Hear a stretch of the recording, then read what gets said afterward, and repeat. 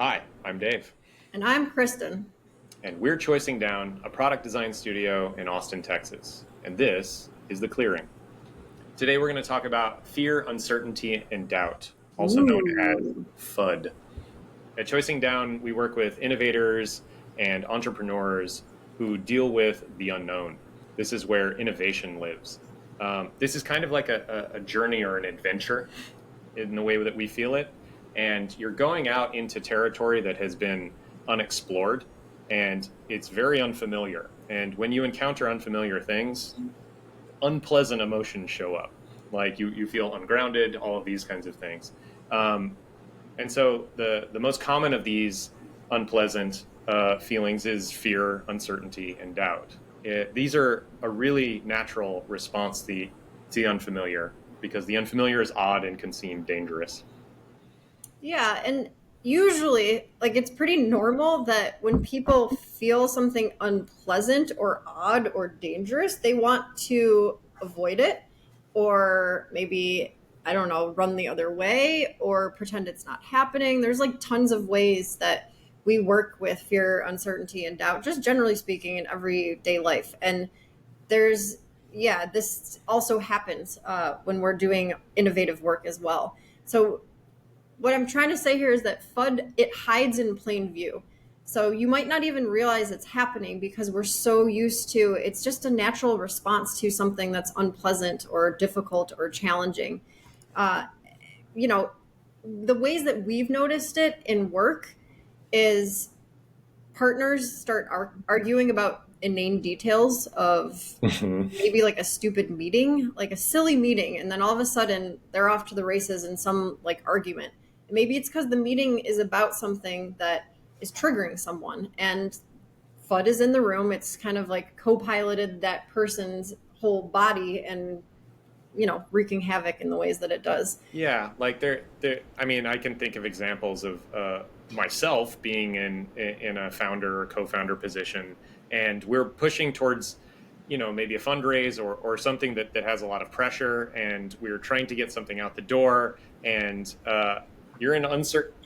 There's a something coming up, and you're not sure about how it's going to go because you've never been through it before, and then all of a sudden I'm in a design position and maybe my partner's an engineer or something like this, and I start falling back into designing everything.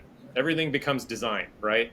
And what we need to do is focus on the fear of the fundraise, perhaps, right? And instead, I'm drawing fancy pictures and trying to make the app like more polished or something like this. And so the uncertainty and doubt is hiding in the act where I feel more comfortable. It can also be as simple as, I don't know, one way that it shows up for me is I need to go get a snack. And Yeah. then you're just breaking from work. I'll be right back. I need to go take care of something. Hmm. Or you're on your phone, maybe like messaging a friend, like checking your texts in the middle of a work like jam session where everyone's playing together because Yeah. you are having a hard time being present. You, as in me in this example. So yeah, it's sort of it shuts everything down. Like there's like a freeze effect that usually happens with FUD, and it makes the actual work difficult because you're sitting and like you're wrestling with these invisible little energetic. I don't know. I kind of want to call them demons, but they're not necessarily demons. They're They can feel like demons they are haunting the field of play, yeah. like in different kinds of ways, like either steering the field of play somewhere else into like a ditch or Well, freezing things up.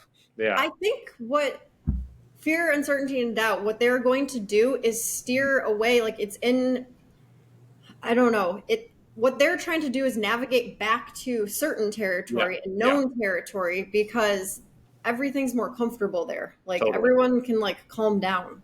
And so, like what you were mentioning before, as a designer, another thing that we've noticed is when working with engineers, and these are just examples to kind of ground what we're talking about.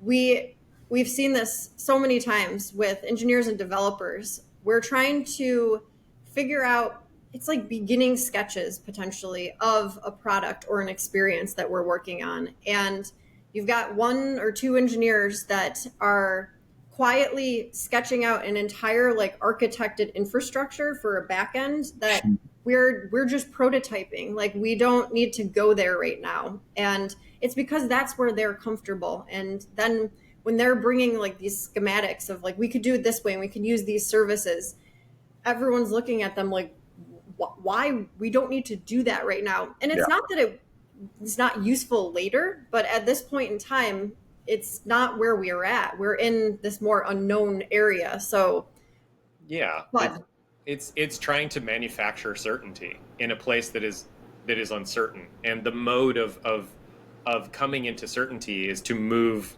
quickly with as little infrastructure as possible.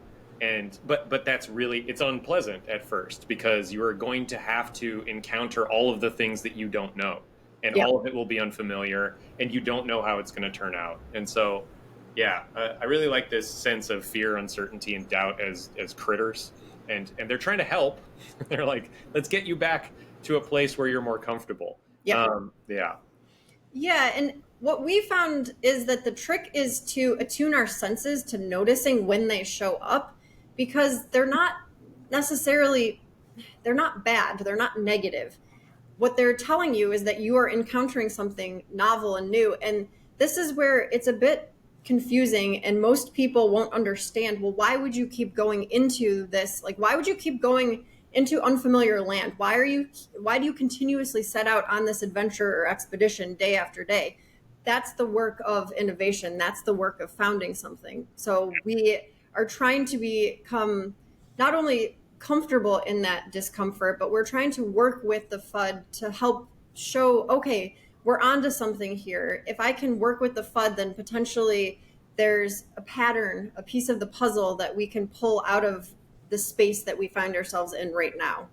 And in order to do that, we have to be able to attune to when FUD is showing up. Some people, if they're advanced in their meditation, breath work, like body work, like you have like a felt sense, like you can feel it in your body, that's very advanced.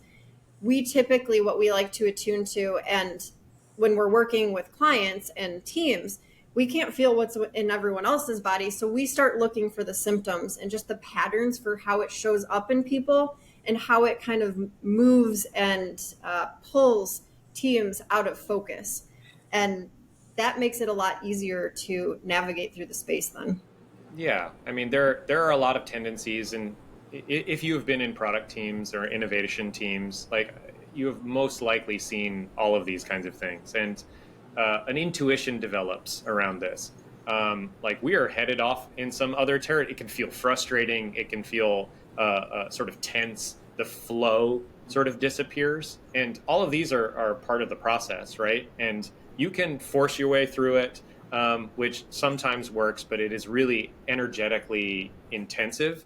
And so Yep. we found that this way of sort of attuning and allowing a space to uh, leave room so that like people can voice the disconcertions that they have, makes for a much more playful environment. And this is a really good sense to have when you're in unfamiliar territory. You know, you're just like, whatever. We can deal with whatever shows up because it's voiceable.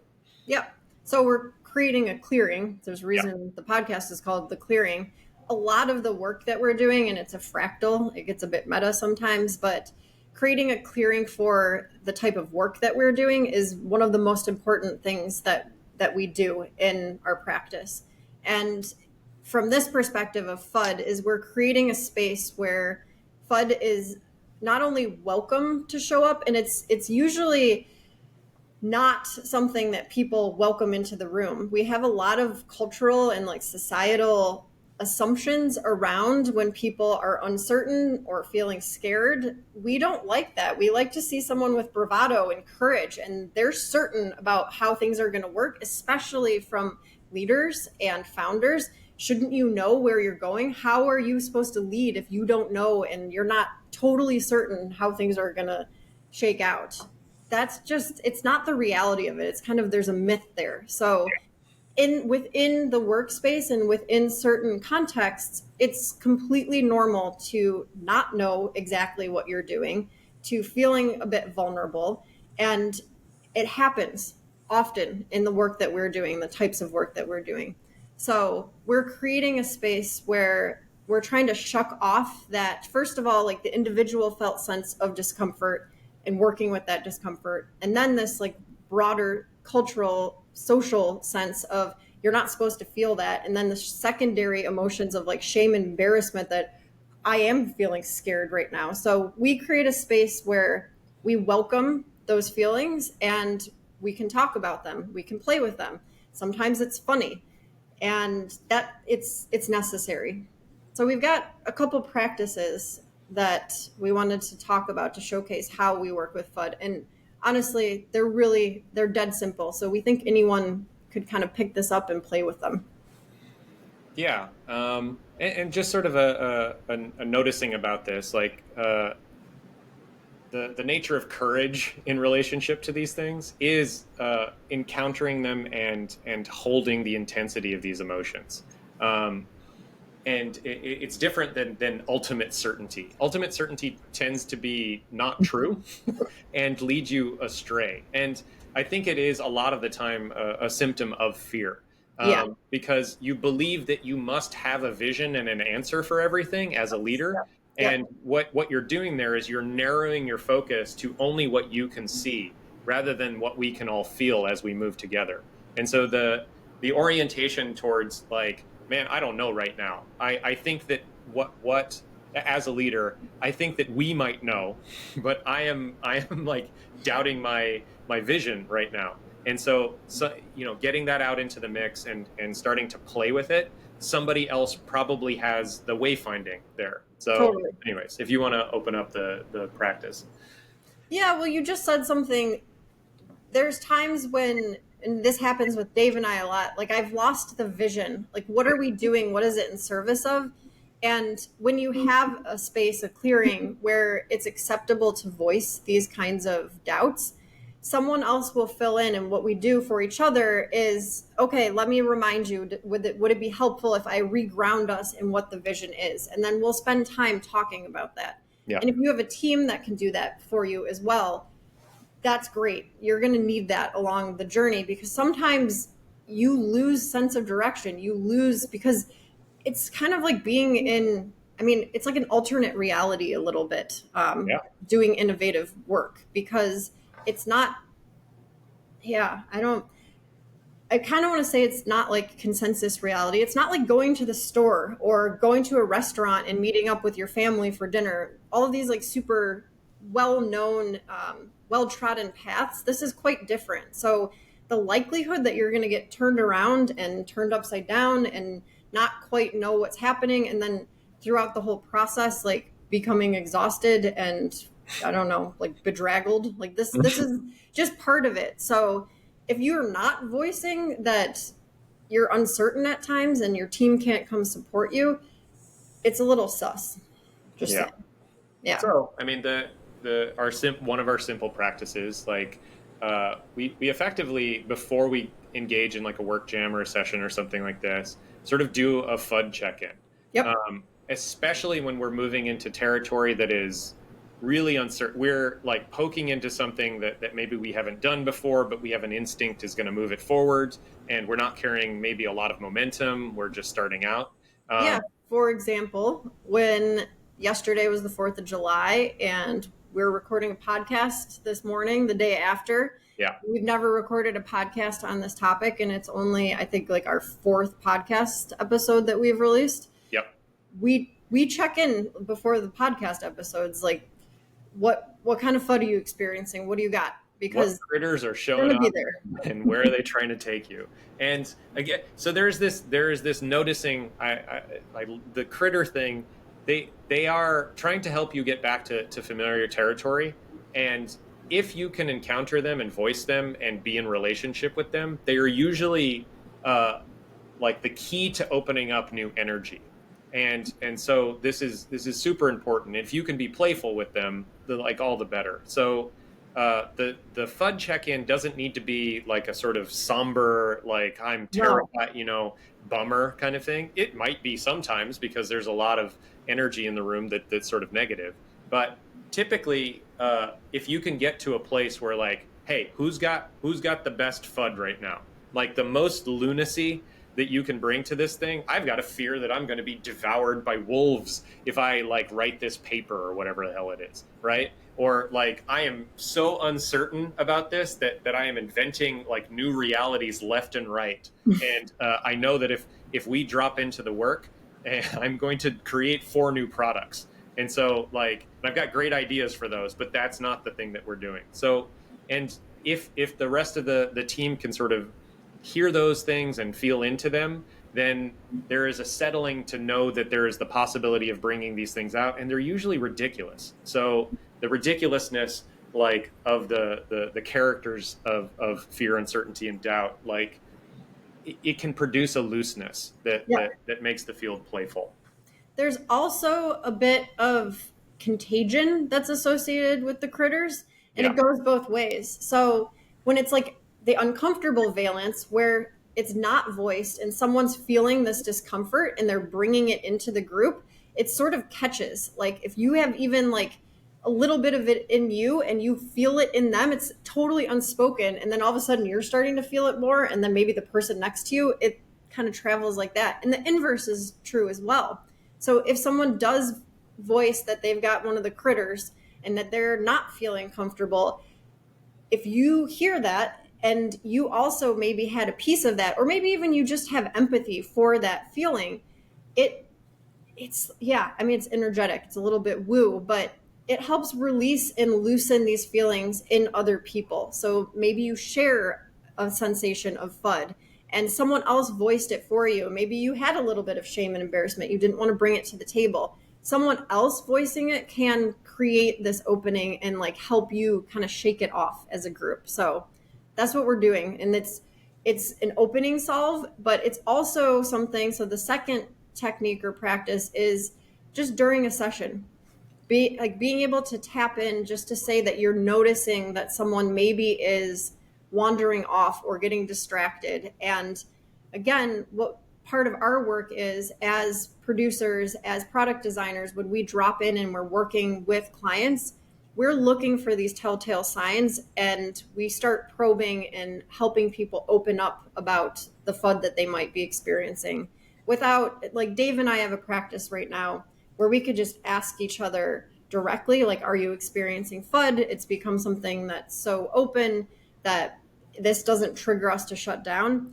Other people, if you're not used to it, if you have someone asking, are you afraid right now? And you're afraid, you might shrink. So we've got some more graceful techniques when we're working with people. Yeah. I mean, it's sort of redirecting or noticing that there's maybe a tightness in the work or in the and this stuff usually comes up when the work is most intense, and or if people are starting to get tired and these kinds of things. So noticing the context and then sort of leaning in and helping people redirect some of those energies back to where the trouble is.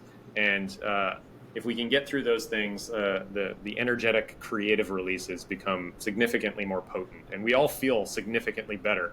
And the team is bonded in a way that if we can encounter difficulties like this and move through them, then the possibility for more complex and creative works becomes manifold.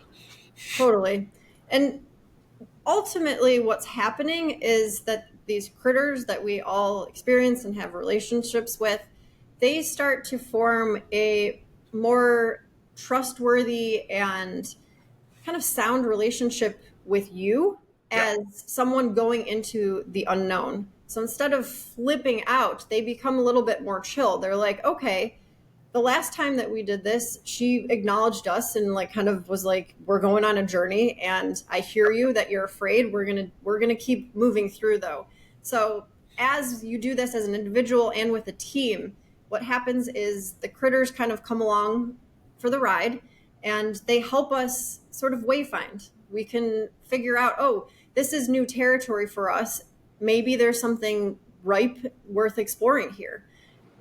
Yeah, they have a sensitivity, and if you can listen to the sensitivity of your fears, the sensitivity of your doubts, your uncertainties, they become allies.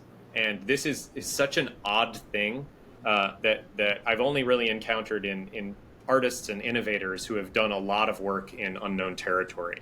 And there's a valence switch here that opens you up to a type of play that if you've not done work in the unknown, it's difficult to understand, but it's absolutely practicable and it's very fun. So we'd like to hear from you. If you have any experiences with FUD that you would like to share in the comments and how it showed up, or maybe techniques for how you deal with that unpleasant feeling of uncertainty and moving forward despite it. Yeah, leave us a comment. Thanks for tuning in. Bye. Bye.